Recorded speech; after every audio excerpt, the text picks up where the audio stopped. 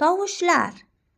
Tovushlar o'pkadan chiqayotgan havoning og'iz bo'shlig'ida to'siqqa uchrashi yoki uchramasligiga ko'ra ikki guruhga bo'linadi. Unli tovushlar, undosh tovushlar. Ularning farqlari esa quyidagilar.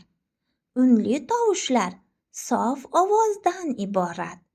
Undosh tovushlar ovoz va shovqindan iborat. Unli tovushlarni talaffuz etayotganimizda havo oqimi og'iz bo'shlig'ida to'siqqa uchramaydi. Undosh tovushlarni talaffuz etayotganimizda o'pkadan kelayotgan havo og'iz bo'shlig'ida yoki bo'g'izda to'siqqa uchraydi.